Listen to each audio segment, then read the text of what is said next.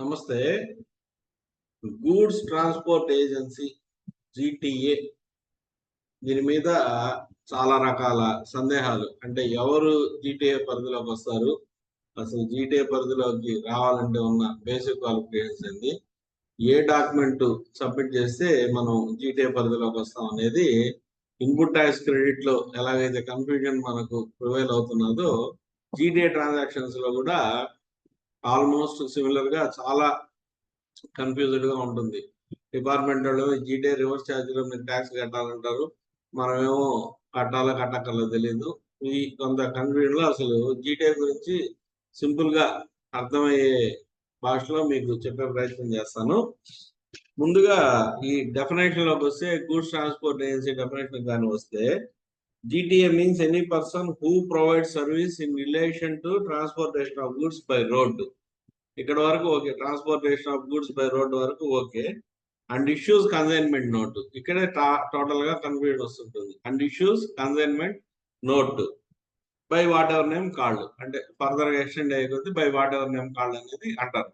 అంటే ఒక GTA transportation of goods in relation transportation of goods by road ఉండాలి, consignment note issue చేయాలి.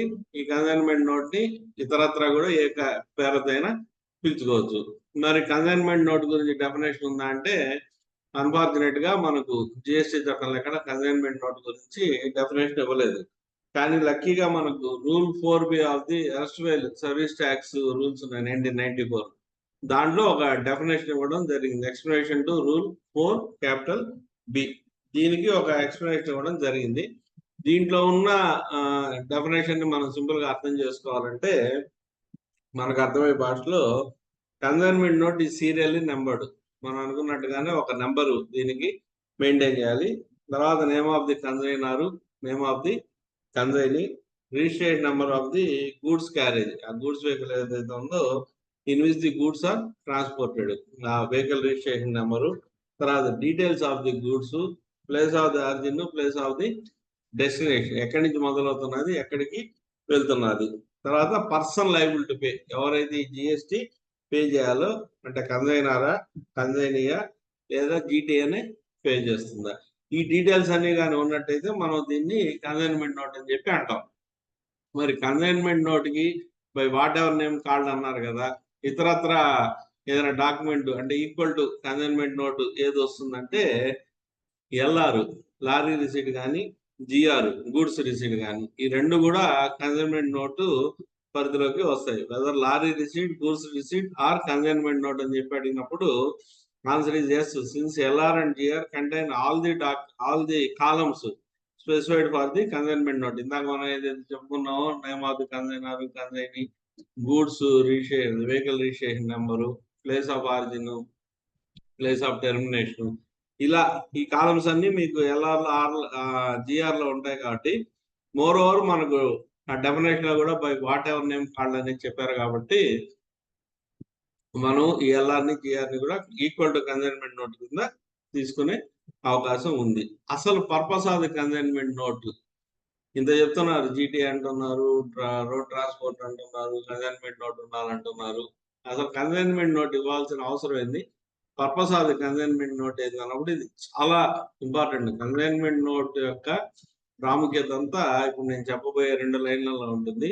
If a consignment note is issued, it indicates that the lien on the goods has been transferred. అంటే తాత్కాలిక హక్కు, ఎవరైతే owner of the goods ఉన్నారో అతను తన హక్కుని తాత్కాలికంగా బదిలీ చేసేస్తున్నారు. Lien of the goods has been transferred to the transporter. అంటే నా దగ్గర నుంచి నా గూడ్స్ ఎప్పుడు ట్రాన్స్పోర్ట్ హ్యాండ్ ఓవర్ చేశాను, నా టెంపరీ దీన్ని అతనికి ఇచ్చేస్తున్నాను, తాత్కాలిక హక్కుని అతనికి ట్రాన్స్ఫర్ చేసేస్తున్నాను.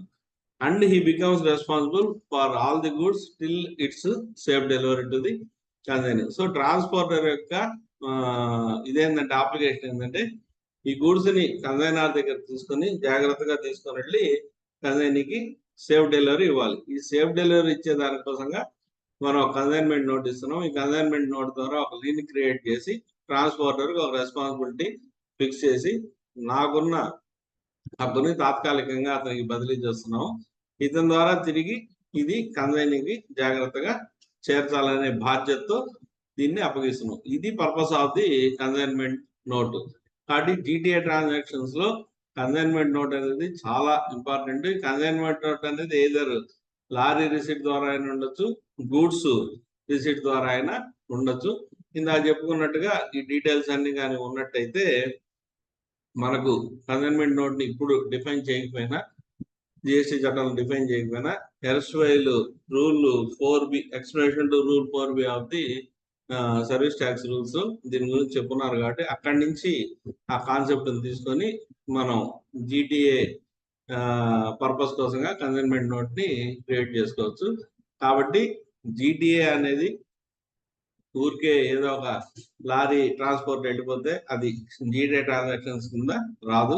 ఇప్పుడు చెప్పిన సుగుణాలు, క్వాలిటీస్ అన్ని కానీ ఉన్నట్టయితే ఖచ్చితంగా దాన్ని జీటీఏ పరిధిలోకి తీసుకొని వచ్చి అది రివర్స్ ఛార్జ్, ఫార్వర్డ్ ఛార్జ్ అనేది మనం వేరే నోటిఫికేషన్స్ లో ఎక్స్ప్లెయిన్ చేస్తున్నారు. కాబట్టి దాని ప్రకారంగా జిఎస్టీ లయబిలిటీని డిశ్చార్జ్ చేయాలి.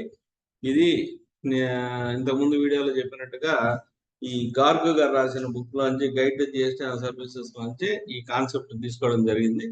బహుశా మీకు అందరికీ అర్థమైంటుందని ఆశిస్తున్నాను.